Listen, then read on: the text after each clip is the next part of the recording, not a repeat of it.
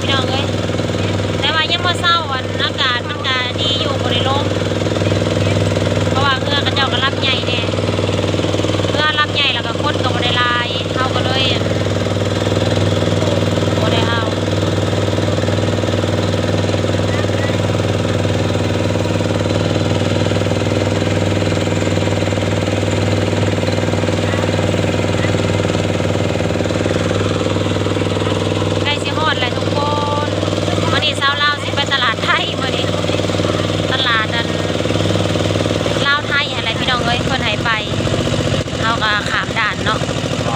เห็นหนังสือข่าวข่าวอยู่ชานุมานนี่ตรงขามบ้านเราบกโขนกับชานุมานพี่น้องเอ้ยอยู่ด่านทางเอาก็เห็นหนังสือลงต้องมาทำเองเอาขึ้นมานี่กระจดสื่อคือกันนี่เป็นหูเจ้าหละผู้ใดติ๊กต๊อกมาทำเองเอาก็ดีเลยกระพงแน่นกว่ามันหูจักของลูกเสาหลามันหูจักกูเป็นลูกเสาหลาตะกี้ไงก็ร้องในเพลงลูกสาวหลานะพังได้ตะกี้ลืมแล้วเดี๋ยวนี้ลืมมันแล้ว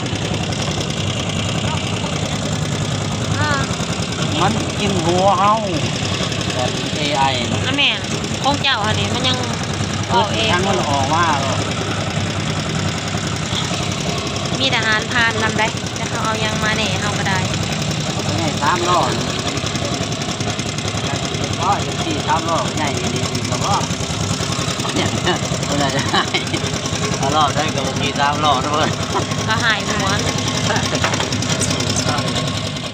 เขากินแหละบ่ยังเห็ดกับเขาอยู่ลูกเอ้ยตอนนี้กำลังมาหอดตลาดพี่น้องเอ้ยมาถึงตลาดชนุมานแล้วกับสาวๆจะสิพากันมาซื้อยังมะพริกมะเขือบ่ตลาดนัดไทยลาวเขาก็สิมาเลือกเบิ่งแนวกินเพราะว่าเช้าชุดนี้ตั้งใจมาซื้อปลาหมูมันเนื้อปล่อยพี่น้องเอ้ยตอนนี้ก็ได้แล้วปลาหมูมันนั่นซื้อไปแล้ว 2,000 บาทได้150 ตัวแล้วก็แถมให้เฮาอีกต่อเอาได้150ตะกี้นั้น130หนึ่งโอ้ยปลาเป็นล้านตัวปลาบักรวงบักลายหนึ่งเอาออกมาก็มีอะไรวันว่า9 บาทแม่พอซื้ออยู่ได้บาทเอาอยู่เนาะบาทเอาเองไหมซื้อแล้วมาซื้อแนวเมื่อปูจะสิได้ยังพี่น้องไปมาแล้วจะซื้อยัง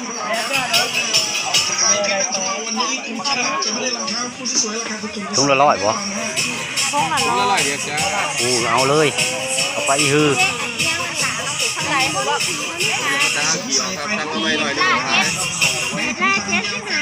75มันลายกันได้บัตร80ขีดนึงไม่ได้จะโตคนละไส้เนาะอันนี้จะขีดแม่นี่2 ขีดอ๋อแสดงว่าขีดก็ค่าดองถึงนะครับตอนนั้น100 นึงเลยทำนั่นงามมันคนละไส้นี่อันนี้มันกับไส้ใหญ่กว่ากันโอ้คนเนาะ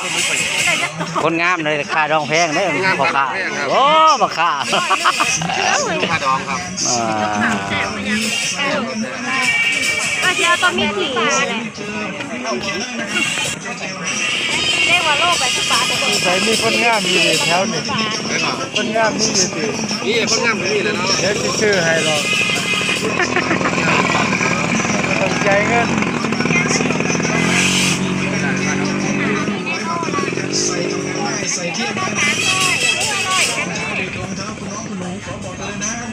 วานกับผมมาได้แล้วแต่ไม่มีปัญหาไปฝากผู้ฝากงานก็ได้ครับใครมีงานฝากกิ๊กเราเท่าไรก่อนนะ100 เดียวอย่าไปกินใจหายแล้วว่าค่ะกินเรื่องรวยค่ะซื้ออีกไม่ไปต่อใจด้วย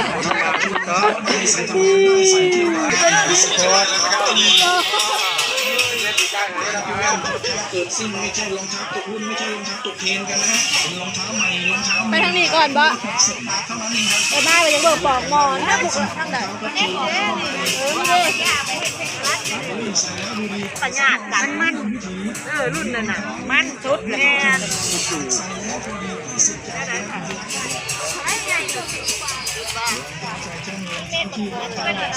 มีค่ะข้าวบาทหรือผักบุ้งข้าวกะเพราคนละ400แล้วประเดี๋ยว200 ถามโชว์ๆกันดูนะทุกคู่เราขายคู่ละ60 บาท ต้องหาตัว อันนั้นเด้สะบอกอันยังก็พักซีพักอันยังพักอันนั้นนะ 70ไร่ก็หน่อย70ไร่นี่เลยค่ะ12กับ700ไร่ อย่าเบิ่งนี่สิได้นายมันนะ ตอนนี้กำลังพักกันเลือกเป็นเซฟ ดอกอันนี้ก็งาม ใส่แล้วพอดีก็สุดใจนะ หามเอื่อยก็เพราะเอื่อยเดียวนี่นะ อันนี้น้องดาว ส่วนของเอื่อยคือกันพี่น้องเอ้ยผู้ไปเมื่อพี่น้องเอ้ยบัดนี้เขาก็จะลงถ่าลงเรือกันนะพี่น้องฮีเด้ทงละ2,000 บาทพี่น้องปลาหมูมันสาวสุปนีซื้อเสียเมื่อปล่อยนี่เลยทุกคนพ่อมันขึ้นมาไล่อยู่แจเดียวดักแจขางเดียวเบิด มันหมด ตอนนี้ลงมาหอดท่าอะไรพี่น้องแล้วเขาก็มันมักหมุนมักจุ่มมันมักจุ่มแบบนี้ฮีเด้มันมักจุ่มเดี๋ยวนี้ยังไม่ตายจากโตดอก หมัก มัน ห เด้ มู มักหมูมักจุ่มเวลากินก็กิน บ้านยังเลยล่ะ น้ำกัน ปลาเขียวไก่ ปลาเขียวไก่ตัวลายใหญ่นั้นบ่เป็นปลาหมูมันมื้อนี้ของเฮานะเต็มกระตากระบุง2กระตามีแต่แนวกินล้วนๆพี่น้องเอ้ยในนี้นะไปบัดนี้เมื่อลงมาแต่ตลาดแล้วได้ขนมเมื่อฝากลูกอยู่หลายเติบอยู่ขนมก็ได้ก็ซื้อคือกัน ชีดพร้อมได้ ขี่แมวมาแต่ใส่ แซ่บนะไอ้บางแล้วมันแซ่บนี่เด้ชีดนี่แหละนี่เด้มันแหนมมันหอมไปละ5 บาท ไปเฮ้ยเขาไปห้ามเนี่ยเท้าห้ามเองจะถ่ายคลิปคนได้ห้ามนั่นแหละจะให้เขากล้องน้ำดอกฉันจะเป็นรับจ้างได้บัดปลาหมูมันใหญ่บ่ให้กินน้ำได้ไปซื้อปลาหมูมันบัด2,000บัดมันใหญ่ป่ะสิเฮ้ยปลาหมูมันเองใหญ่เลยมาได้ผลว่าได้ เดี๋ยวขยายพันธุ์ได้จังสิปั้นให้ไปเลี้ยง เขาก็ขายโต20 บาทและบาทนี้เขาซื้อโต15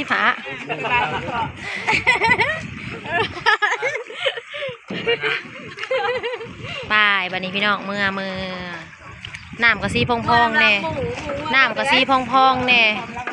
มาเข้ามา กับมาเมื่อน้ำลัง เมื่อน้ำล้างแนวมันเนาะ ไปลูกหลานเมื่อก่อนเด้อช่วยกันคลิปหาจ้าพี่น้อง